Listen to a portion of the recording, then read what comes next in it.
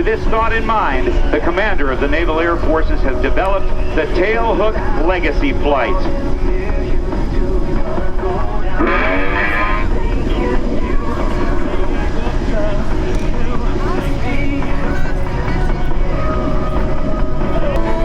The Tailhook Legacy Flight is a dynamic flight demonstration program designed to keep naval aviation's ties to its proud heritage alive and viable. And under this program, warbirds from naval aviation's past are flown alongside the high-tech weaponry representative of today's and present-day Navy carrier aviation. Through these unique formation flight demonstrations, we hope to provide inspiration for the men and women who currently serve, while attracting the best and brightest of our next generation future ranks of naval aviation. During World War II and the battles of Coral Sea and Midway, the full capabilities of naval tactical air power began to be realized. Through the inspired efforts of a handful of naval aviators flying from straight-decked aircraft carriers, two of the most decisive sea battles of the war in the Pacific involved the participation of surface combatants. And by the end of the war, the aircraft carrier had replaced the venerable battleship as the dominant weapon system of naval warfare. Ladies and gentlemen, look to your right. You see Ed Besley in the one and only flyable SB-2C Helldiver in the world. And from VFA 106 right here at Naval Air Station Oceana, Lieutenant Jared Strout. It is the Tailhook Legacy Flight.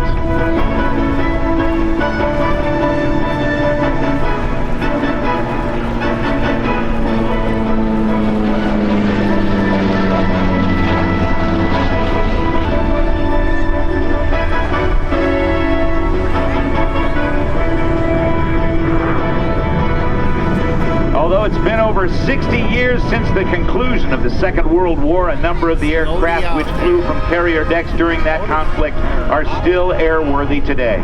It's a testimony to both their durability and survivability, and these vintage warbirds are now owned and operated by private individuals who, through their personal interest in maintaining and flying vintage aircraft, play an active role in keeping the history of naval aviation alive and actively on display.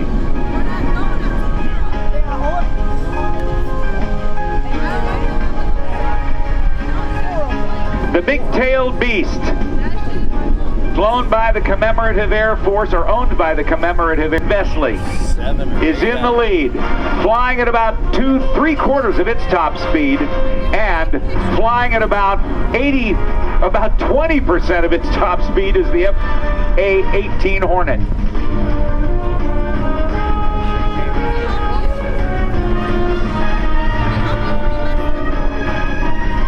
If you look in front of you right now, when they come by, I'm going to fade this music out so you have an opportunity to hear just this great combination of the radial piston engine, air-cooled, and the two GE F404 turbofan engines on the Hornet.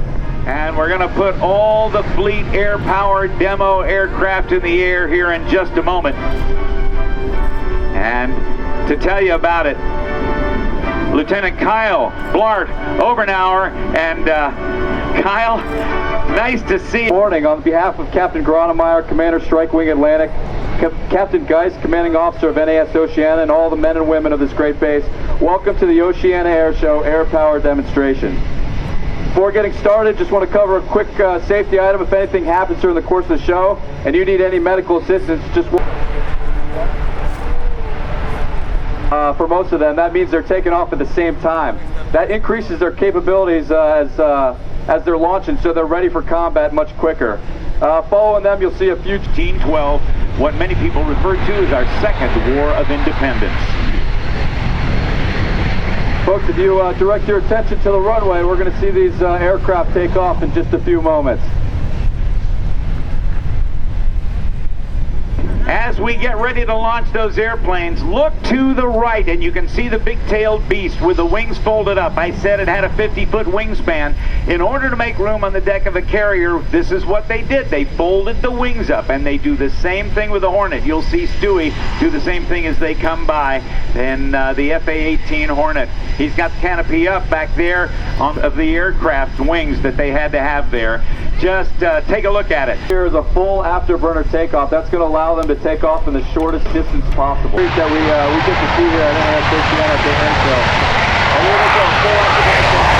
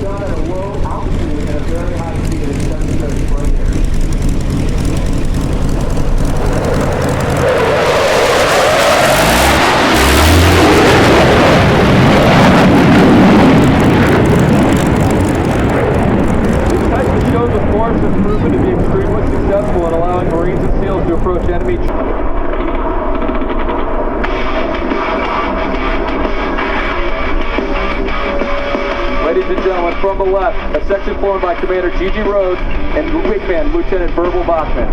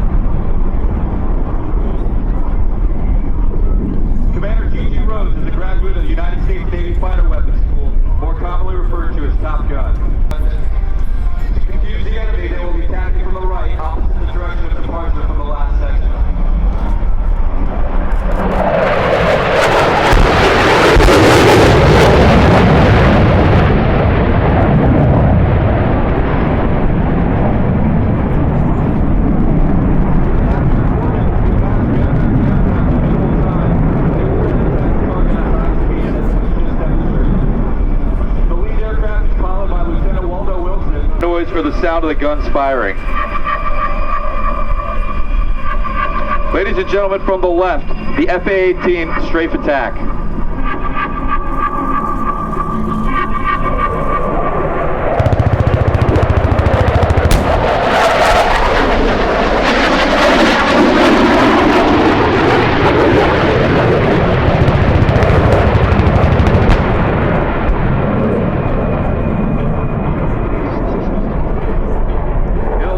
To destroy the target, the section will be setting up for one last pop attack. We'll see this from our right. They're going to be employing cluster bombs this time. A cluster bomb is a single bomb made up of many smaller bomblets. This allows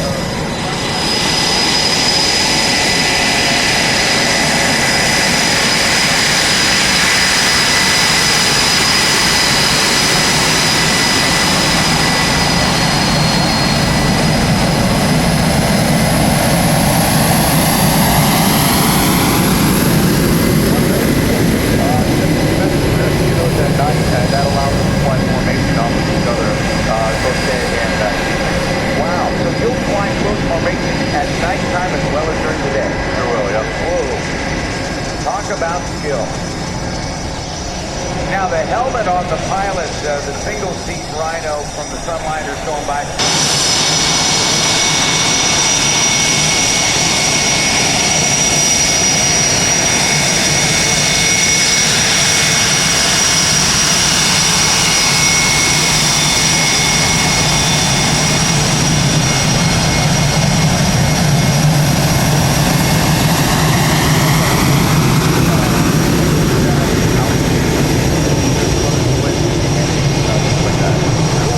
Well, ladies and gentlemen,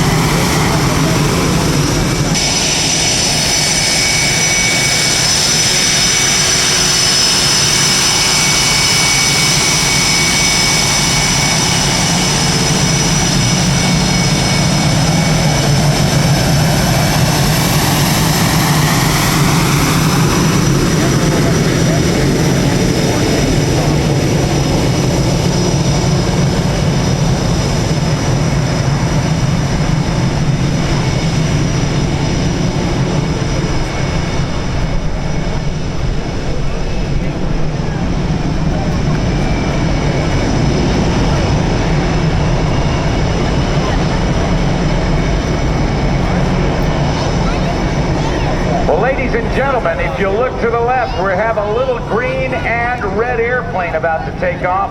And I want to introduce my buddy Dax Wanless to tell you all about our next performer here at Our Flag Was Still There, the 2012 NAS Oceana Air Show.